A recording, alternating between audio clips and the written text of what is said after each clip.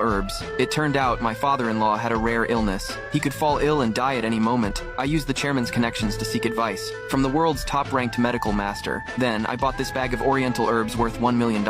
But my wife's family didn't believe me at all. They thought the herbs were worth only $1. They even believed I was trying to poison him. I angrily refuted their accusation. Right then, the eldest brother-in-law looked at me provocatively. He had invited the director of a famous local hospital to examine my father-in-law. He said as long as the director checked my herbs, it would prove that I wanted to harm him. I wasn't afraid of any test, because the doctor I consulted was 1,000 times better than his. Not long after, the director of the famous hospital arrived at my house. He carefully examined my father-in-law's condition. Then he regretfully informed us that the illness was incurable. Everyone felt heartbroken. At that moment, I confidently handed the bag of oriental herbs to the director. He carefully examined each herb and was shocked by how miraculous it was. He said a normal person would die instantly after drinking it, but my father-in-law might actually survive if he drank it. Yet, everyone still had doubts. They refused to let him take it. But unexpectedly, my father-in-law suddenly had an attack. The director immediately ordered them to boil the medicine. A short while later, my father-in-law drank the decoction smoothly, and his condition really did improve. I sat proudly in my chair, watching everyone's astonished faces, but my mother-in-law still couldn't stand me.